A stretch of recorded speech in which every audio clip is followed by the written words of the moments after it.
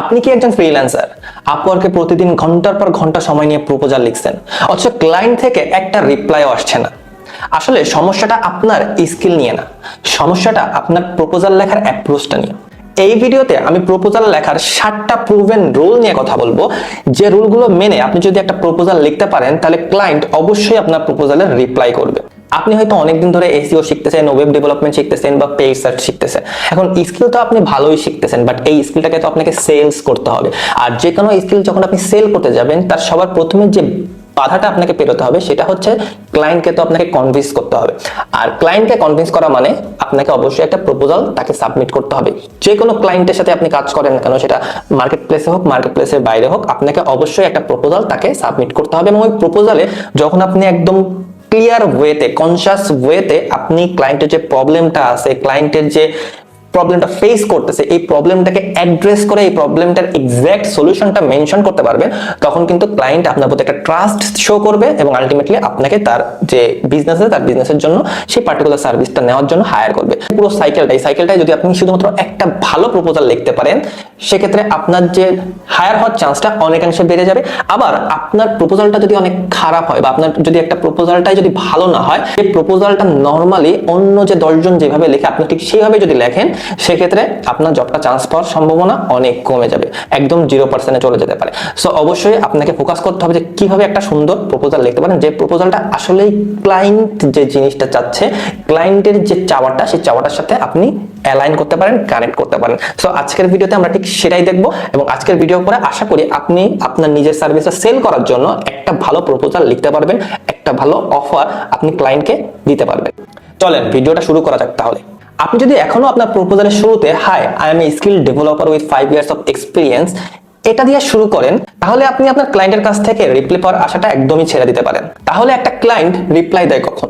যখন সে বোঝে আপনি তার প্রবলেমটা আসলে বুঝেছেন এবং আপনার কাছ থেকে সে প্রপার সলিউশনটা পেতে পারে।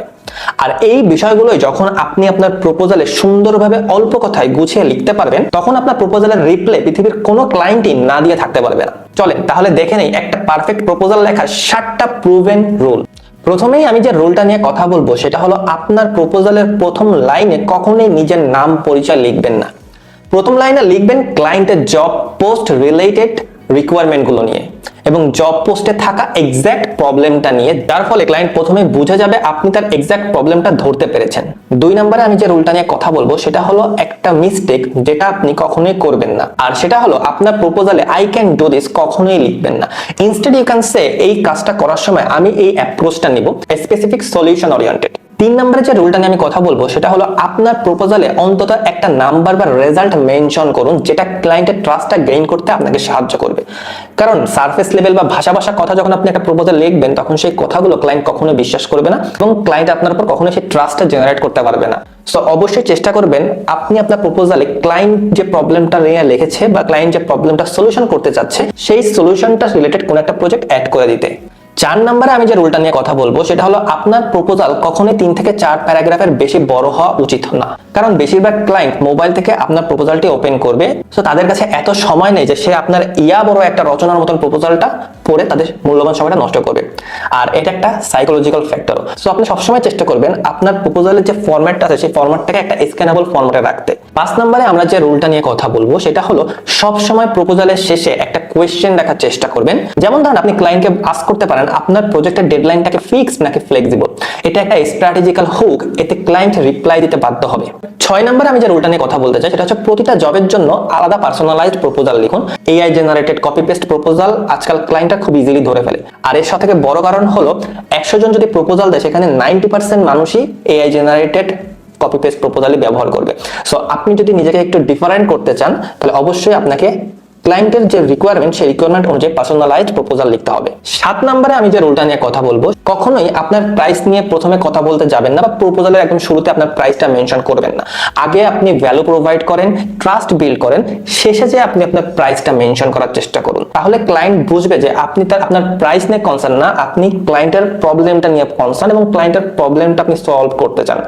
এই ক্ষেত্রে ক্লায়েন্ট আপনার উপর ট্রাস্ট করবে, এই ক্ষেত্রে আপনার জব পাওয়ার অপরচুনিটিটা 68% বেড়ে যাবে। সো এই ছিল 7টা রুল। এই 7টা রুল মানলে আপনার রিপ্লাই রেট 20 গুণ বেড়ে যাবে। তো এই ক্ষেত্রে আপনি অবশ্যই ভিডিওটা সেভ করে রাখুন, যাতে পরের বার যখন প্রপোজাল দিবেন এই 7টা রুলের সাথে আপনি আপনার প্রপোজালটাকে মিলিয়ে নিতে পারেন। এখন এই যে 7টা রুল নিয়ে আমি কথা বললাম, এই 7টা রুলের উপর আমি আপনাদের জন্য 20টা প্রপোজাল টেমপ্লেট রেডি করে রেখেছি এবং 20টা প্রপোজাল টেমপ্লেটই 20টা ডিফারেন্ট নিশের উপর। সো আপনাদের কোনো ভয় নাই, আপনি যদি একজন এসইও হন, ওয়েব ডেভেলপার হন বা কন্টেন্ট রাইটার হন, সব হাই ডিমান্ডিং নিশের জন্যই আমি একটা প্রপোজাল টেমপ্লেট রেডি করে রেখেছি শুধুমাত্র আপনাদের জন্য। চলেন আমি স্ক্রিনে দেখাই। এই দেখেন, এটা হচ্ছে আপনাদের জন্য রেডি করা সেই প্রপোজাল টেমপ্লেটটা। আর এই প্রপোজাল টেমপ্লেটটা আমি এইডা আর পাস, এই দুটা ফ্রেমওয়ার্ক ব্যবহার করেই রেডি করেছি। এইডা ফ্রেমওয়ার্কের ফুল মিনিং হচ্ছে attention, interest, desire, action, and PAS ফ্রেমওয়ার্কের ফুল মিনিং হচ্ছে প্রবলেম, অ্যাজিটেট, সলিউশন। এখন এই দুইটার মানে কি, চলেন আমি প্রপোজাল টেমপ্লেটগুলো আপনাদেরকে একটু দেখাই। সবার প্রথমে আমি কন্টেন্ট রাইটার বা ব্লগ রাইটার যারা সার্ভিস প্রোভাইড করেন তাদের জন্য আমি এই প্রপোজালটা লিখেছি। সাবজেক্ট এখানে দেখেন আমি সুন্দর করে এটাও মেনশন করেছি যে এটা হচ্ছে প্রবলেম, দ্যাট মিন্স ক্লায়েন্টের প্রবলেম। হাই নেম মানে সেই ক্লায়েন্টের নেমটা দিয়ে আপনি শুরু করবেন। মোস্ট ইন্ডাস্ট্রি, যে ইন্ডাস্ট্রির আছে আপনি সেই ইন্ডাস্ট্রি দিবেন এখানে।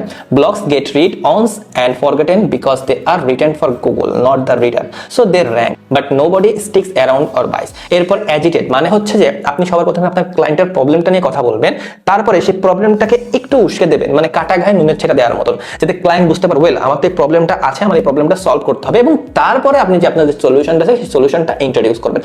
এরপরে দেখেন যারা কপিরাইটিং সার্ভিস বা সেলস সার্ভিস প্রোভাইড করে থাকেন তাদের জন্য আমি এইটা ফ্রেমওয়ার্ক ব্যবহার করে একটা প্রপোজাল টেমপ্লেট লিখেছি। এরপরে যারা এসইও রিলেটেড সার্ভিস প্রোভাইড করেন তাদের জন্য প্রপোজাল আছে web development, WordPress, logo, brand designing, UI UX designing, video editing, social media management, virtual assistant, data entry, lead generation, then email marketing, Shopify, e commerce platform, paid ads, translation যারা translation করেন, voice over যারা voice over দেন, mobile app optimization, bookkeeping, accounting, cold outreach, মানে প্রত্যেকটা নিশের জন্যই আমি চেষ্টা করেছি একটা করে সলিড প্রুভেন প্রপোজাল টেমপ্লেট আপনাদেরকে দেওয়ার জন্য, যেটা আপনি এই যে প্রপোজালের যে ফাইলটা সেই ফাইলটা আপনি পেয়ে যাবেন। সো যদি আপনার এই ফাইলটা প্রয়োজন হয় তাহলে অবশ্যই কমেন্ট সেকশনে কি লিখবেন প্রপোজাল টেমপ্লেট, এন্ড আমি আপনাদেরকে ফাইলটা শেয়ার করে দেবো। সো দেখা হবে পরবর্তী ভিডিওতে, সেই পর্যন্ত সবাই ভালো থাকবেন, সুস্থ থাকবেন।